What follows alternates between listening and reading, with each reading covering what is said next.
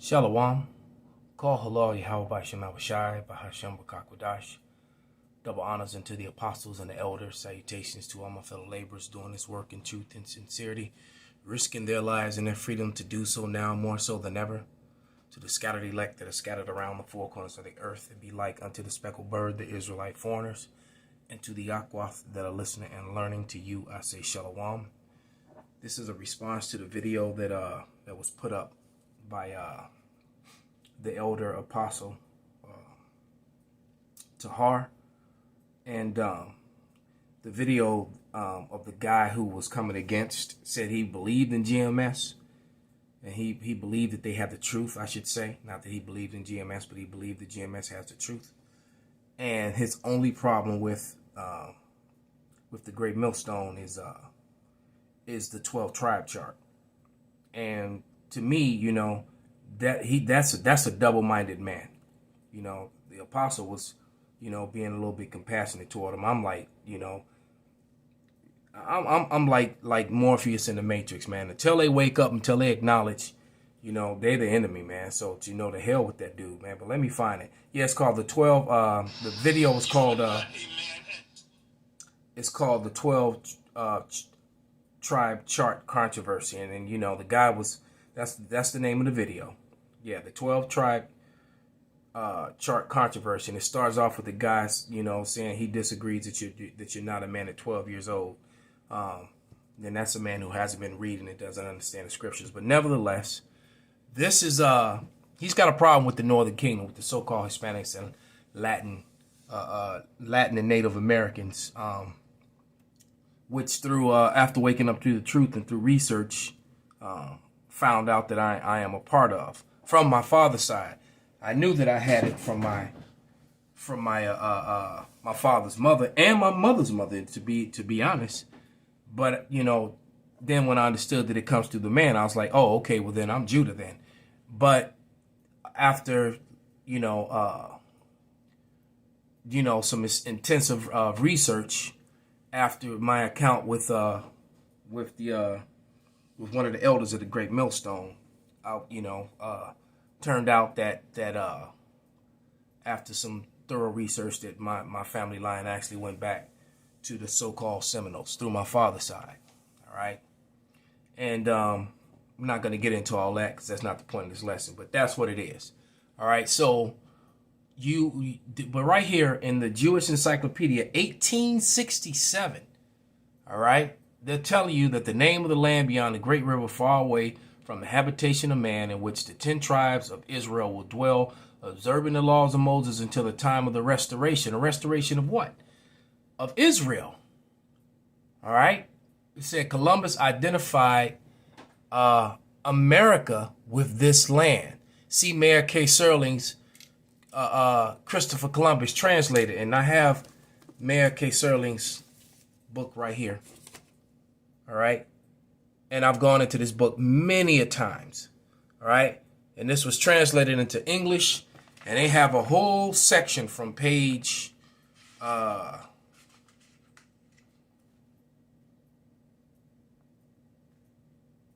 from page 94 all the way to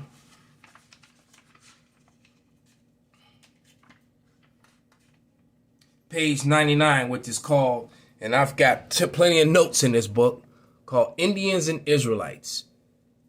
That's what that section, and it talks about Luis de Torres. The elder apostle asked for the name of the interpreter, and there he is, Luis de Torres.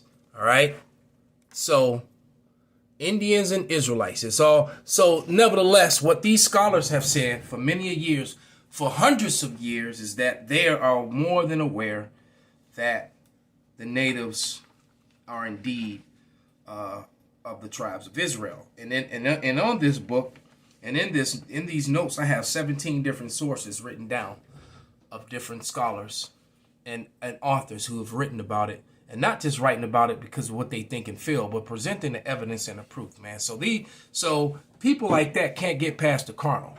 They're fleshly, they think fleshly, and they think about what they see with their eyes. All right. Let me grab a quick scripture, because we tell you over and over again, the Bible makes it very clear that the 12 tribes got scattered to the four corners of the earth among all people. There are too many scriptures to say that. So if they got scattered among all people, that's including people that don't look like you. And when those sperm lines survive within those people that don't look like you, someone who might be Asian or white, that sperm line is still an Israelite sperm line. I can't understand what is so difficult for that with niggas. Because see, people that don't get it, it's not that he didn't fully wake up. Most High maybe you don't want him to wake up. All right? That's how I see it, you know. And Salaki if I'm wrong. But people who can't get it, you know, we moving on, like one of the elders would say. But this is Jeremiah 50 and 33. All right? A scripture early on that I use so much and so often that my face was attached to it. All right? Real talk. Brother Googled that scripture and my face popped up. I was like, what the heck? But here we go. This is Jeremiah 50 and 33. And it says, thus saith Yahweh of hosts, the children of Israel and the children of Judah were oppressed together. And all that took them captives held them fast. They refused to let them go. So, like I said, I got 5 books before me. So now this one right here, The Black Indians by William Lorenz Cat. See, it does not benefit these Edomites to tell the truth about who the Israelites are. But they wrote books about it. You see, that's the Lord putting the spirit on them for their tongues to fall upon themselves. So I'm just going to go to the portion because there's parts in this book where it tells you how the Seminoles took in the Negro slaves and how they fought together against Esau, Edom. This being my tribe, some of my tribal members right there, and they're brown flesh people. All right, brown flesh. They stand next to Negroes and their skin look the same. You know, I had a so-called Mexican do that over the weekend. You know, he was trying to say, oh, but you're black. And I'm like, and then he put his arm up and he was darker than me. How the hell you going to call me black? I don't want to get out of focus. Get back into focus. There we go. He's on that bullshit. They be messing with my camera, I'm telling you, man. But you had these tribes in this book. There talks about the maroon settlements. You have maroon settlements in the islands, in the Caribbean, which consisted of the so-called Negroes and the dark native Indians of the islands. All right. And you also had those settlements in Florida. All right. So you have maroon settlements. This is on page 37. All right. And it says, from the time of Columbus, that the gravest threat to the European domination in the Western Hemisphere came from the outlaw communities of former slaves. The maroon colonies, as they were called, were considered knife poised at the throat of the slave system, and they were. They indeed were. Those were also, going back in history, in the Caribbeans made up your pirates. See, they always show you movies and they show you pirates as so-called white men. A majority of those pirates were men of color. All right? They weren't a bunch of white guys as like they like to show you. All right? Let's get that straight. Okay? So what? They were fighting. All right, this is on page 38. And it says, entitled America, the antique French engraving shows African and Native American people living in harmony and happiness in their own village. All right. And they were not, and see, that's them, the African. No, they were Israelites, so-called Negroes. All right. Africans didn't sell other Africans. They sold so-called Negroes, Hebos, Israelites from the west coast of Africa. All right. So that's a common lie that the so-called white man, self-proclaimed white man, 1681 in Virginia, give you the time frame when they made that into law, started putting it in documents. They tell that lie because have been trying to hide the fact of who the Israelites are. All right. So, but here we go. Here's an image from that book, artist depiction of what he saw. Okay, and then they intermingled and intermarried.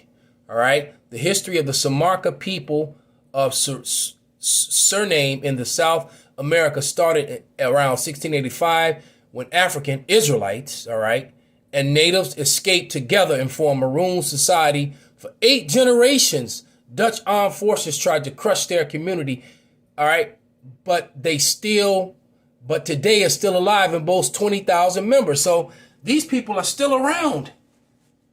Some of the people that live out in the sticks and the different parts of the islands in Jamaica and in other different islands around there, a lot of those people are part of those Maroon societies. So it was happening in the islands and, and all throughout the Americas.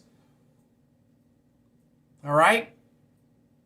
Why? Because they were the same people. Check this out. It says, and this is on page 40, and this is, in Black Indians, page 40.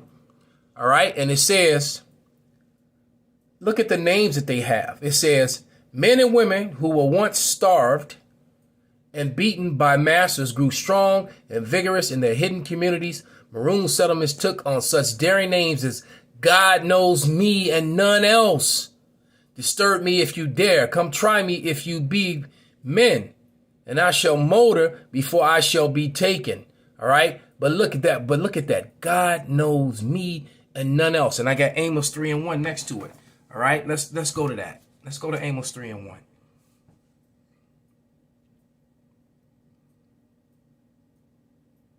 Because this is all a part of the Great Awakening, man. And just like they feared it back then, those Dutch slavers, they fear it now. Especially now.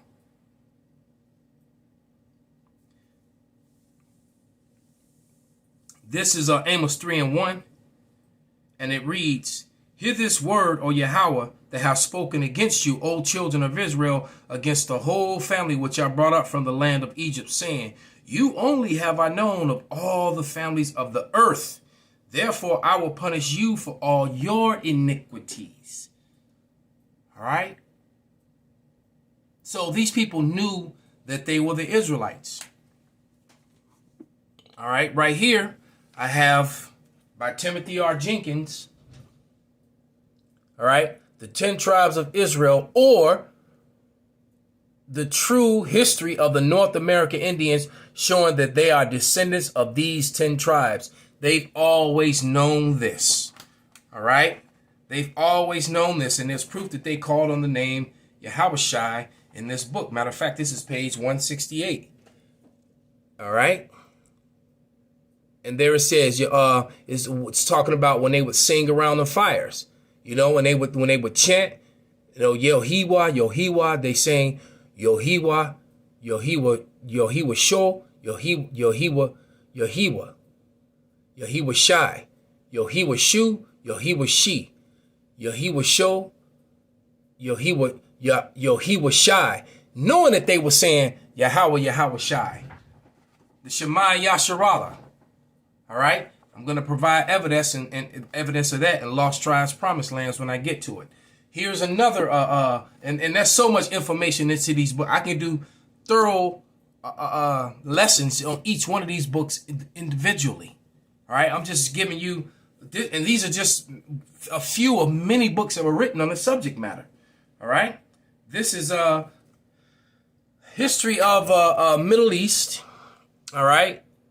A Star in the West, or a humble attempt to discovery of the lost 10 tribes of Israel, preparatory to the return to the beloved city of Jerusalem. And it also goes into the history of the 10 tribes in the Americas. All right. It definitely goes into that. All right. It talks about Montezuma's the same character that's in this book here. Lost Tribes and Promised Lands. All right, the origins of American racism. Why? Because these Americans have been telling a lie that they're the people of the Lord, that the Jewish people are the people of the Lord, that they're Anglo-Saxons. No, the Anglo-Saxons were brown complected people. My series on Oliver Cromwell, the veil removed, Oliver Cromwell, presents all the evidence to prove that. See, it's not just, and that's one thing about Great Millstone, we just don't say things, we prove it. And most of the information that we use is coming from your own sources of information. All right, your own sources of informations. That's that Psalm 64 and 8. Let's grab that real quick. All right, and this is being done through the Spirit. I didn't plan any of this. I just grabbed these books. I saw that video, said a quick prayer, grab these books and turn on the camera. All right. I think it's 64 and 8.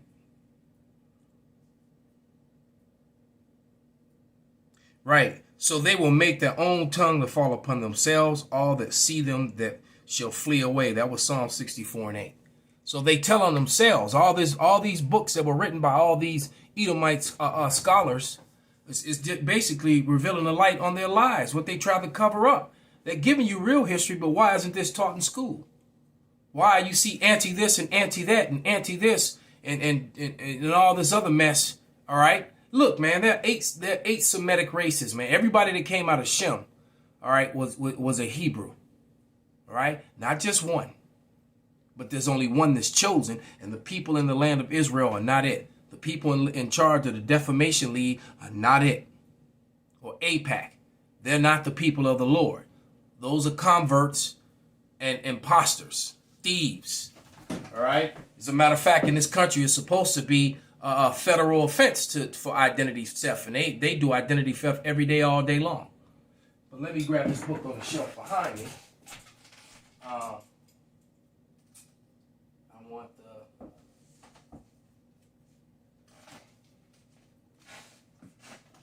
which is the Zondervan's Compact Dictionary.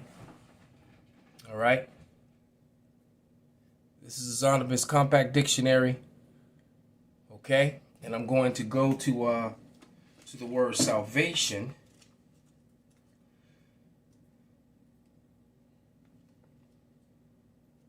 And show you,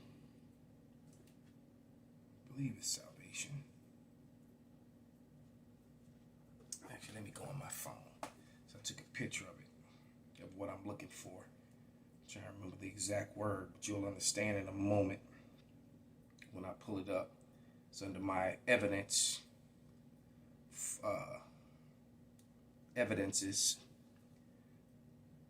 photo album. So there it is.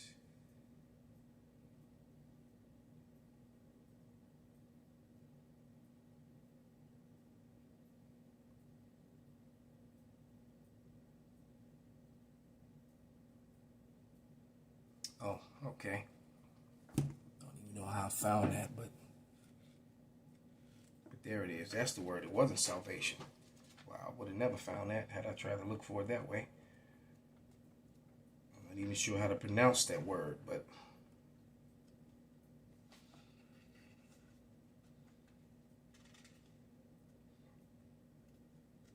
I do remember finding it, and it was completely the Lord that led me to that.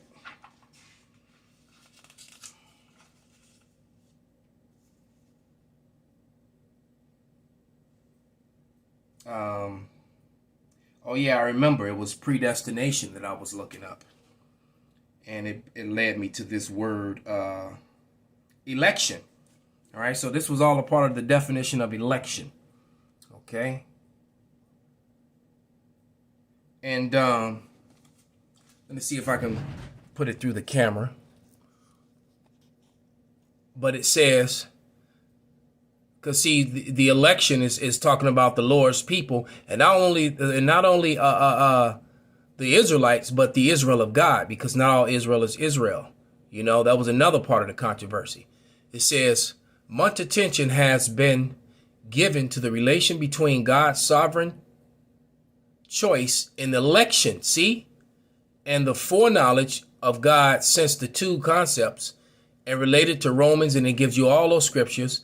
The erroneous interpretation have impelled the election was based upon the foreknowledge by God of, and you know what, and I suggest that you do, that you screenshot this, all right? This is part of the definition of election, all right? It says, the choice which, and I'm trying to hold myself still while I read it, Salakia. Let me do it like this. Because I want you to be able to read it. Well, you know what? Screenshot it. And then I'm going to pull it back and read it. All right. And it reads, then you can go back and double check it. All right. It says, much attention has been given to the relation between God's sovereign choice in election and the foreknowledge of God, since the two concepts are related in Romans 8:27-30 and 1 Peter 1:1-2. Erroneous interpretations have been implied that the election was based on the foreknowledge by God of the choice which man would make using foreknowledge. Prior knowledge to interpretation not only contradicts the idea of sovereignty, but ignores the basic meaning of word foreknew. See, so there you go. That's that Christianism. All right. That's that Christianism, like these guys who formulated these 11 questions because they're trying to get around this fact. All right. This one definition destroys all their 11 questions, even though their 11 questions were completely answered and their doctrine decimated, by the men of the great millstone. But here we go. It says, when the election refers to salvation, its objects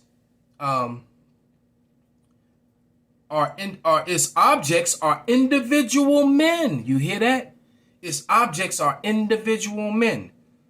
The concept of universal election is foreign to the scriptures, rather particularly only taught. Man, enough said. Enough said. So there's no scripture that says that heathens would join themselves unto the awoken Israelites and then preach the message of Yahweh Shem Shai on the highways and byways in Babylon, which is where the Israelites are going to be rescued from. Okay. Now, this book, Lost Tribes and Promised Lands, we've gone into this book many a times, and I bought this book for about $30 about 11 years ago, maybe 11 to 12 years ago. This is one of the first books I bought when I woke up to the truth. All right. So, this is about 11, 12 years ago, and I'm 13 years in now. All right. So now this book right here now goes for brand new about 10 grand hardback. Look it up. Why? Because there's information here that they do not want you to know. The evidence is overwhelming that the so-called tribes of the Americas were Israelites. And I'm just going to read one of my favorite portions of the book. All right. And this is on page 364 and 365. All right. All right. And then, never mind. I was getting ahead of myself. All right. Because I was going to say, you got to remember, too, that in the book of 2nd Ezra, the 13th chapter and the 40th verse, it gives you the total breakdown of how the so-called natives left the Middle East. All right. Came down into the Indian Ocean, down between Africa and Madagascar, around the Horn of Africa, and up into the Americas, into South America. And then they spread all over the islands in South America from that point. It gives you that breakdown. And Christopher Columbus knew that. That's why that's in this book right here that we've kept on the screen the entire time. This was in the Jewish Encyclopedia, 1867. But here on page 364, I'm going to read the bottom line. Okay. And this top paragraph. All right. So it says, let's see if I can get it in frame.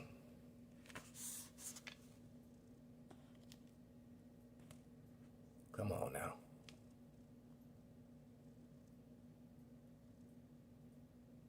All right. Now I don't want to act. Now it's acting up. Okay.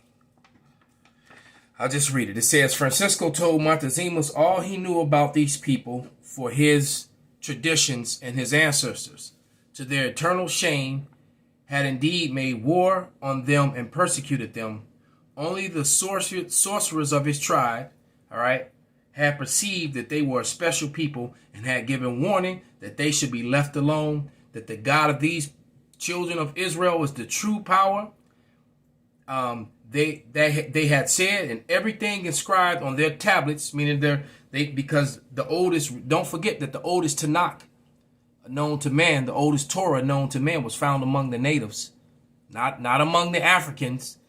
All right, was found among the natives. So the oldest Bible when the copper cylinder on the west coast, on the east coast, near New York, one of the tribes had a copper cylinder, and when they opened it, it was a Bible, and it's the oldest one on record. All right? How'd they get it?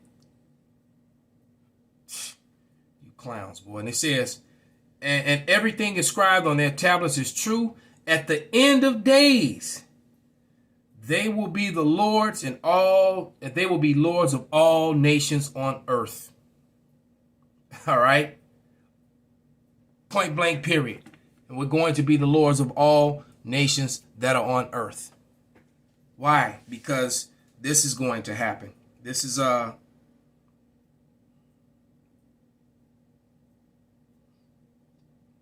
Revelation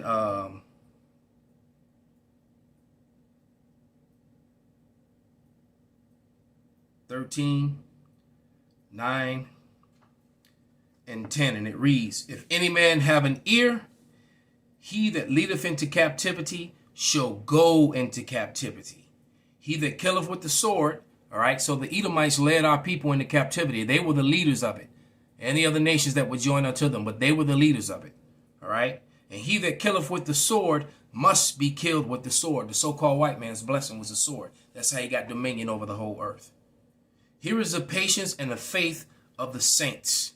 So the patience, they're suffering, patiently waiting, all right? The saints are the Israelites to put into slavery and bring to the sword those that put them in slavery and brought them to the sword, and we are at that time. Call Halal Yahweh Bashem Abishai, Bashem Rakak